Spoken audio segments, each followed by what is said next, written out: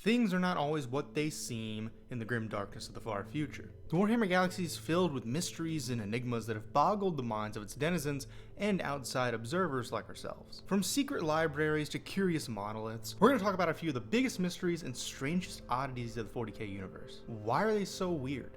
What do we know about them, and what are the implications of their existence? Grab your favorite model and get to painting as we journey together down this road of secret knowledge. Welcome back to Starhammer.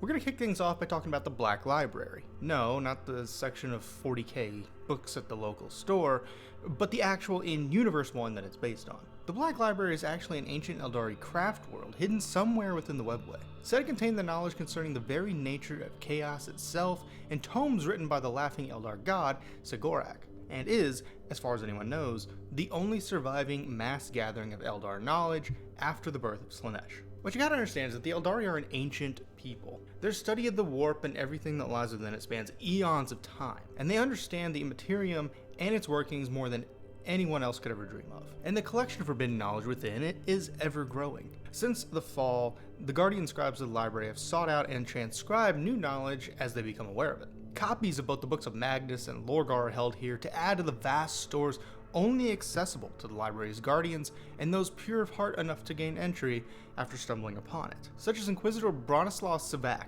who had to prove to the Black Council that he had mastered the temptations of chaos within himself before being allowed to enter.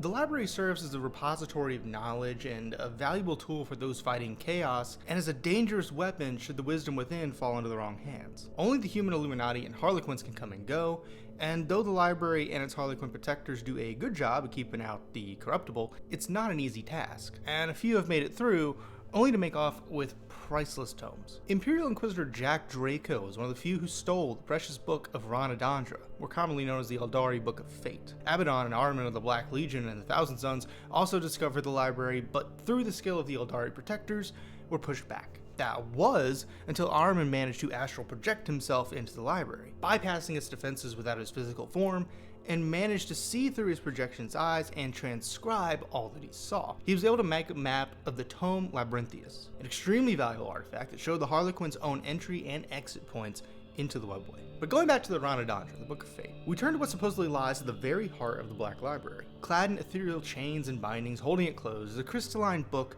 written by the laughing god himself. As certain signs of the times come to pass, such as the Era Indominus and the opening of the Great Rift, this massive tome is opened. Within it, details emerge of the mystic battle of creation that is Ranadandra and the inevitable victory of chaos that comes with these end times. However, a vague prophecy has come to light, one that would entail the Prince of Pleasure extending herself to destroy the Eldar once and for all, but end up saving them instead. The Harlequins welcome such a conundrum, and they work throughout the galaxy to put this plan into motion to the best of their ability. Few know of the Black Library in general, and even fewer know of its ever-changing location as it sails through the webway.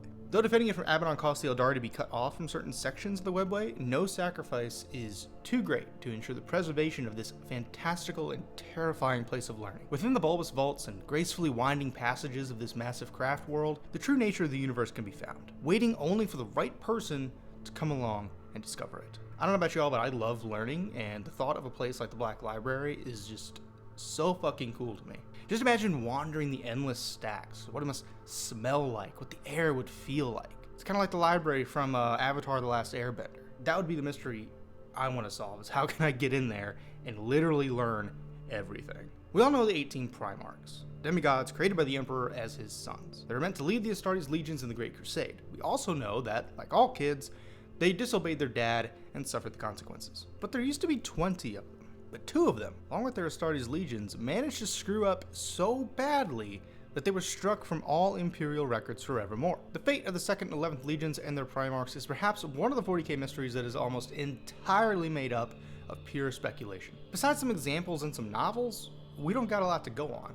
Breadcrumbs from important figures in 40k lore lead us to dead ends, but what we're gonna do is take some of these crumbs and try to make a slice of bread out of them to speculate on what the true fate of the missing Primarchs might be. Enact knows an edict of obliteration, all records and evidence of an individual or anything they were involved with can be totally erased from existence. Originally reserved for those the Emperor declared excommunicatoris, the edict enacted against the 2nd and 11th Legions has been the most famous example of this fate. With an empire built around loyalty and submissiveness to the Emperor and the ideals of his Imperium, such a thing could be considered one of the worst and most extreme censures that could ever be enacted. It makes you wonder, what the hell happened to authorize such extreme measures? We can look at examples of other Primarchs disobeying the Emperor's edicts, and none of them faced such a fate. Lorgar was told time and time again by the Emperor and his brothers not to worship the Emperor and all that. Despite finally facing wrathful judgment on Monarchia, Lorgar was still never punished outside of that, despite his actions being in grave violation of the Imperial truth, which was the whole driving force behind the Great Crusade in the first place. So what did 2 and 11 do that were so bad? In the short story The Lightning Tower, when Rogaldorn is perusing the Kathmandu district of the Imperial Palace, he comes across statues of the Primarchs. 2 and 11 missing. Dorn wonders if they were meant to serve as warnings that nobody had heeded, and quite frankly, I kind of agree with him. In the novel The First Heretic, Lorgar dreads that the Emperor will break him and his legion, and they will suffer the same fate as those who are no longer spoken of. But the Emperor, while harsh in his punishment, didn't wipe Lorgar and the Wordbearers from the pages of history, despite Lorgar's actions being pretty darn egregious. Another interesting thing to note is that the Ultramarines seem to get a boost in numbers shortly after the censure of the 2nd and 11th Legions, which could lead us to believe that only the Primarchs were physically displaced while their Astartes were assimilated into other legions. Probably thinking that makes a bit of sense, but wouldn't these new recruits end up talking about their time in their home legion? I don't think it's too far out of the scope of possibility that those Marines are either mind-wiped or sworn to secrecy. Given the apparent grave circumstances of the move, I'd say it's probably mind-wiping. That just makes the most sense and would be the safest method to stop them from blabbing. But what if it wasn't anything they did wrong that caused the 2 legions to be purged? What if it was something they just couldn't help? There are times when stuff a legion does can lead to bad results, like the Thousand Sun sorcerers turning into Chaos Spawn. But it's tolerated because of the general benefits the legion is providing to the Imperium as a whole, at least for a while. The Blood Angels and their infamous Red Thirst, their darkest secret, is something that the Astartes of that legion can't help. It runs in their blood as a genetic defect. In the book Fear to Tread, there's a part where Horus sees Sanguinius kill one of his Marines who was too far gone in the thirst, lost in the sauce, if you will. Horus was taken aback by that, Sanguinius' explanation that a cure for the ailment had thus far eluded him. Horus recommended going to the Emperor, because if anyone could find a cure, it'd probably be him. That's where Sanguinius says something very telling. He refuses to talk to the Emperor out of fear for his legion being struck from the records, like 2 and 11. There are several other excerpts that we could look at, but to me, this is the most telling one. Perhaps the Lost Primarchs and their boys didn't do anything wrong, such as heresy, but it was just a defect in their blood that they couldn't help, and it got out of control. Okay, but that doesn't necessarily explain why they were struck from the records. If they didn't do anything wrong, why excommunicate them? Well, my working theory is that whatever wrong thing they did was caused by something they couldn't help. Maybe both Dorn and Sanguinius had something to say here. Whatever the case of the Lost Legions, it was both a warning and a tragedy. I can support that from this last excerpt from Prospero Burns, in which Leman Russ discusses what's about to happen. One of his compatriots mentioned that Astartes fighting Astartes is pretty unprecedented, but Russ blows him off and says it's hardly unprecedented. This could be referencing to the Night of the Wolves, when the Space Wolves had to bring the World Eaters to heal, but it could also be a reference that the Space Wolves have had to do this kind of thing a few times before. Knowing the confidence that Russ carries within himself and his legion, it really has me thinking that the Space Wolves have done this on the down low way back when. So to sum it up, nobody knows what really happened to the Lost Primarchs and their legion. But if I had to guess, they had some kind of genetic flaw that became too much of a detriment. This caused them to do some really bad stuff, which caused the Space Wolves to exterminate them at the behest of the Emperor. Alternatively, they delved a little too deep into the warp like Magnus did, got found out, and corrupted pretty early on and got purged that way. Perhaps the Council of Nicaea was the Emperor's attempt to not have to do the same thing to Magnus. The thing is, there isn't much in terms of canonicity as to when they were purged and what happened. Obviously, this is deliberate by the writers to add some mystery and depth to the universe, and it's a mystery I don't think should ever be solved, but it's still fun to speculate nonetheless. Our third mystery is buried deep within the bowels of Mars, somewhere a little closer to home on the cosmological scale. Far below the summit of Olympus Mons lies the vaults of Moravec, a treasure trove of techno-arcana locked away for eternity by order of the Emperor before the launch of the Great Crusade. The maze of catacombs under the mountain had long been used by the Mechanicum for various purposes. Burial chambers, storage, just a place to study and think. But deep within that latticework of mundaneness, you'll find the Vaults of Moravec. Named after an ancient tech bro named Moravec, the vaults were created to harbor all of his research and whatever came from it. Though he was Terran-born, Moravec believed that one day he would create a fusion of man and machine that would far surpass the limitations of both. That the technological fusion of flesh and metal would usher in some sort of apotheosis for himself, and by extension, the the rest of humanity. Not too different from the Mechanicum's belief in the Omnissiah, right? Probably why he was considered a prophet by them. But unlike the Mechanicum, who knew that with enough patience, the physical avatar of the Omnissiah would one day come to them, Moravec tried to herald it in. Long before the Unification Wars on Terra, Moravec gathered a small following of like-minded individuals and went about his great work.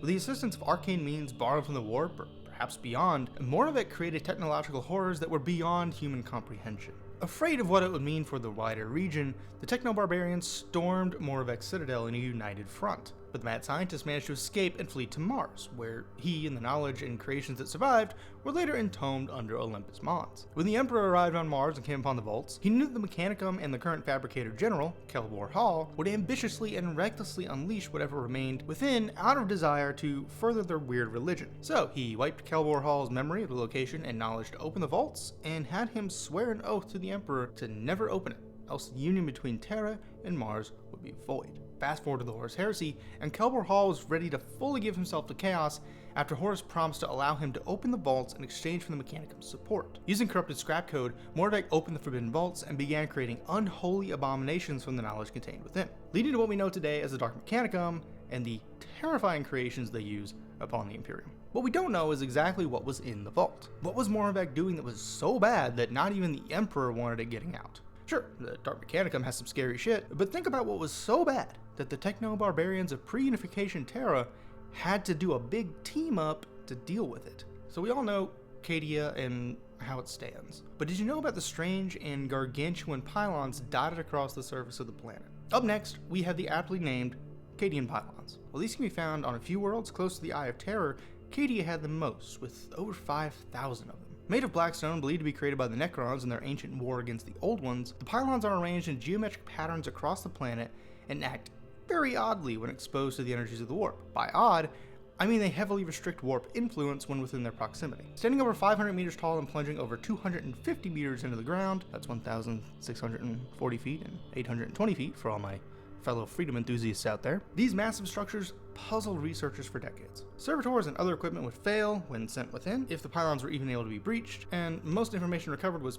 pretty lacking to say the least. They were smooth as glass and had holes about the size of your head that would catacomb through them, making no two pylons the same. But what is known about them is that they function in an anti-psychic way, taming the ravenous energies of the Materium and creating a stable point in space-time known as the Cadian Gate, allowing ships to travel through the warp with relative ease and safety as it relates to the planet. These effects also contained the Eye of Terror, prevented it from expanding into the Great Rift it is today. That is, until Abaddon smashed a Blackstone fortress into Cadia during the 13th Black Crusade. Despite Trazen the Infinite and Belisarius Call teaming up to activate the entire pylon network, which worked at keeping the warp from swallowing Cadia for a time, the destruction of the planet paved the way for the Great Rift to split the galaxy asunder. But the mystery here isn't the pylons themselves, but more so what could have happened had Trazen and Call succeeded. Would the Eye of Terror have been closed and Abaddon's invasion stopped, or at the very least, cut off from reinforcements? What would the galaxy look like today? Personally, I think we would have a very different 40k setting. Holes between the warp and reality open up all the time, but they're unstable and inconstant, whereas the Great Rift is eternal,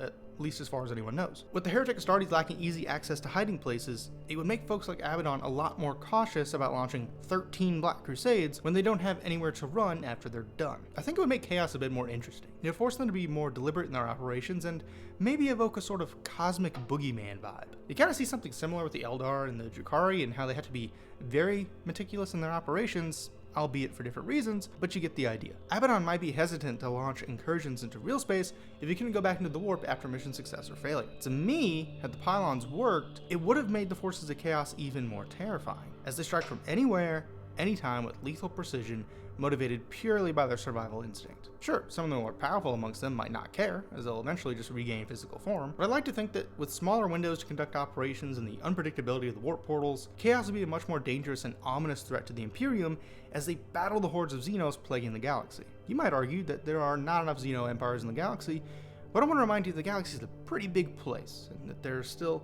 plenty out there that the Imperium doesn't know about yet. I'm not saying I wish this was the case, as I like the setting as it is, but what do you think the Great Rift closing would do to the current story? Would it make Chaos a bit more careful, or would it make any real difference?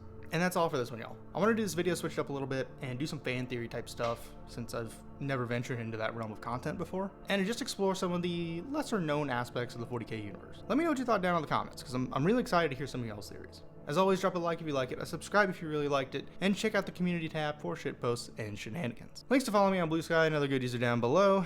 I'll see you all in the next one. Toodles.